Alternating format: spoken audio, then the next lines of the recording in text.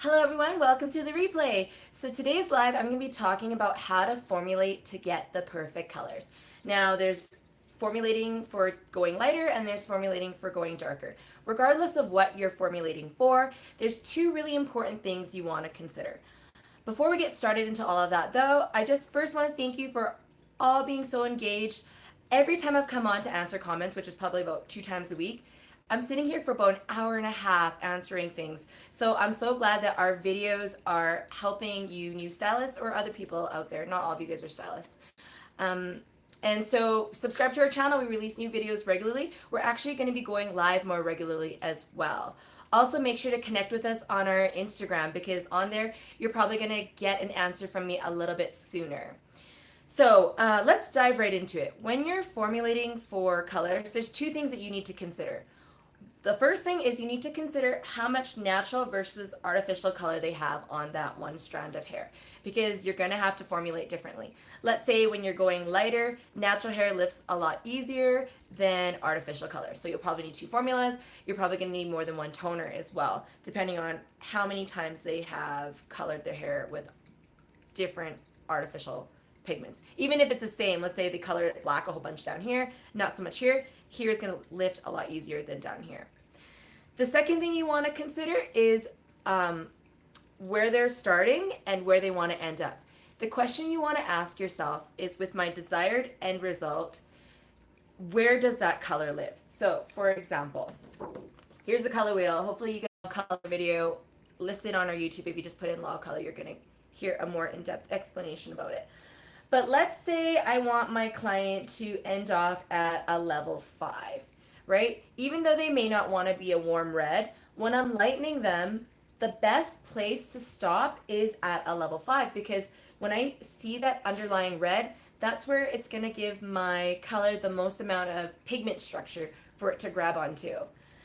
Let's say they want it to be a caramel color. Now, this color is always really tricky when people want caramel highlights because the most common thing I hear is they want to have caramel highlights, but they don't want it to fade brassy.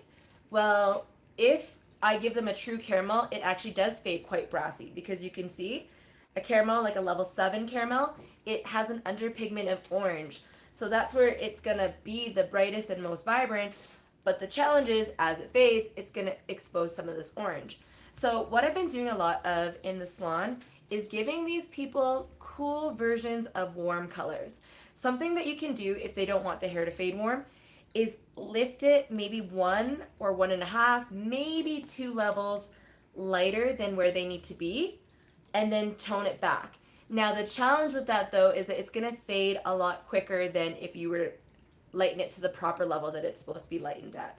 So one of my clients, she's an Aboriginal girl, beautiful girl. She wanted that coppery color, but that orange coppery color doesn't fade as nice or look as nice on her skin.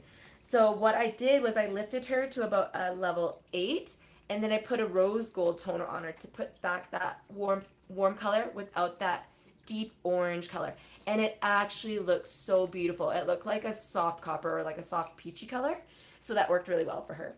I did the same thing with someone that wanted a level 7 ash. It looked like a really smoky beige, which is really nice. But again, it fades a lot faster. So we'll talk a little bit more about that in a second. Let's first get into toning for lighter hair. So the most common question I have from people is, how do I get rid of orange? And do I need to formulate or lighten it again? Now that really depends. I can't really help you formulate unless you're sitting with me. But with orange hair, you have to ask yourself, is it actually orange or is it just showing the tone of an orange? Because let's say I have a client, she's had a redder or a warmer underpigment and she wants to go blonde. When I lighten her, she's always going to have that little bit of a rosy hue, but it doesn't mean that it needs to be bleached out anymore. That is probably the number one mistake I see when I am training apprentices, is that they see this tone that they don't want, so they just leave the lightener on, and that really compromises the integrity of the hair. So when you're checking the tone, if you pick your hair up, so you can see my hair has this like redder hue. You hold it up into the light, really spread it out and look at it. Let's make it a little closer to the camera. You can see that it's actually quite light. So if I wanted to change the color, I can probably adjust the tone with just a toner and not lightener. If I do this and I see a lot of that orange still in it, it means that it hasn't been lightened enough, and I need to go back in there with lightener one more time and get it that little bit lighter. Now, in terms of filling and going back, we need to restore the pigment along the way. So let's say I have a client that is a level 10 that wants to go to a level 4. So the real way to fill it is I need to put back each and every single one of these tones in order to have the true structure that it needs, the pigment structure for the color to grab onto. Otherwise, it looks really muddy. It might look a little bit gray or green, and it's going to fade really, really quickly. So how I would formulate is I put a little, the true way to do it is put something with a little bit of yellow, a little bit of yellow orange, a little bit of orange, a little bit of red orange, a little bit of red, a little bit of red violet. Put that on the hair, let it process, wash off, and then put on the color that I want. Now, the thing with a level 10 is it's quite light. You're going to find that you might need to fill it 1 to 2 times, maybe 3 actually. There's a video that I posted on our page where I needed to fill this girl's hair 3 times before I knew that the color was ready to be put back on.